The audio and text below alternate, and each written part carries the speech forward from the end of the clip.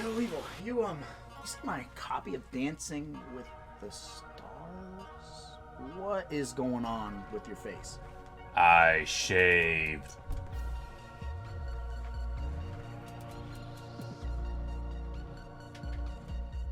Maybe I should shave. Oh, hello, internet fans, and welcome to 3B Video. I'm your host, Rottin Roger DeMarco, and today we're going to be talking about Pericles Luna's 1989 film, Redneck Zombies. Is that made up? That sounds made up.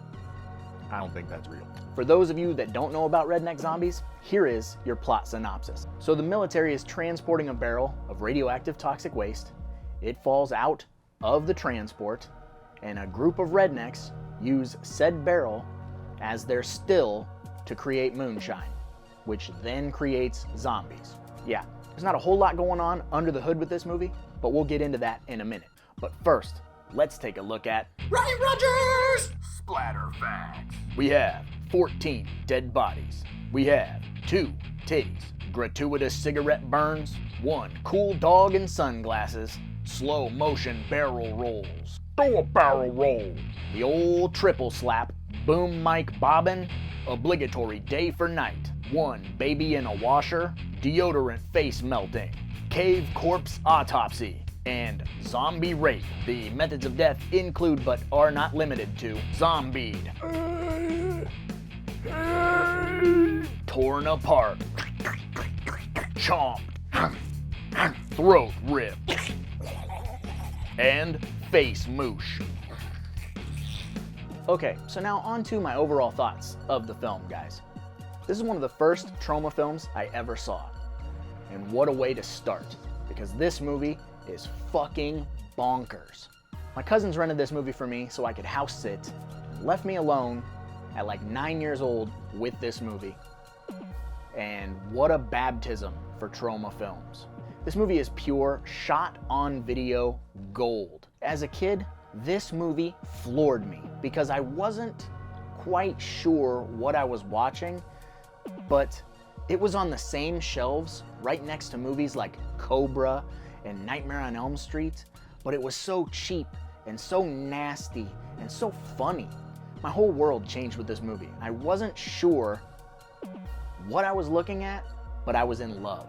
And I think that discovering TROMA films at an early age really helps their case, because I feel like if you're an adult and you try to get into TROMA movies and you don't know what you're getting into, you'll just think that they're bad movies.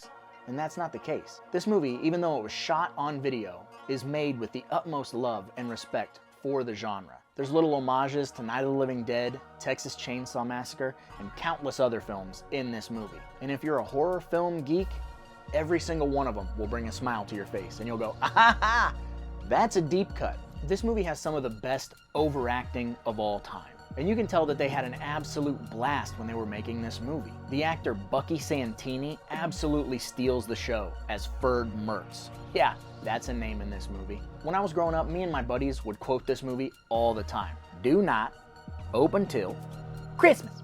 There's really interesting, oddball things that happen in this movie.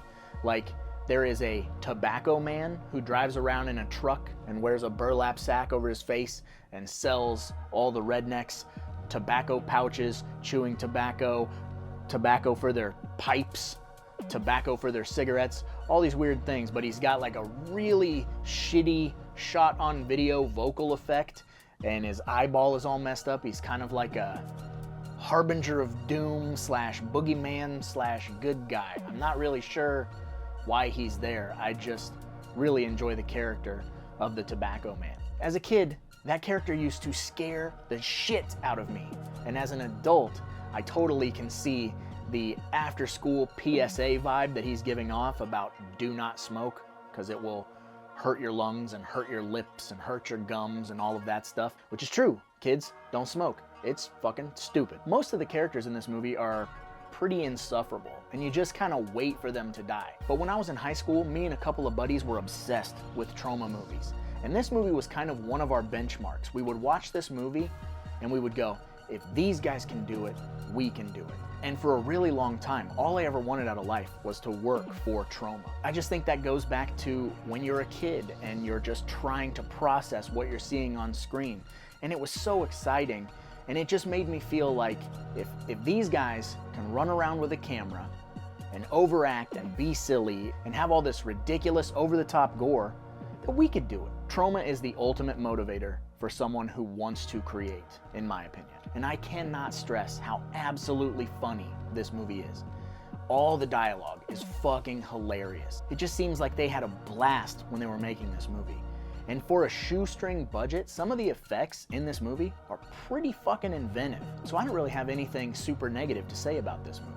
Because in my personal opinion, it is 100% popcorn as fuck. Because it's just this really wild, cheap, shot-on-video fun ride that I absolutely love.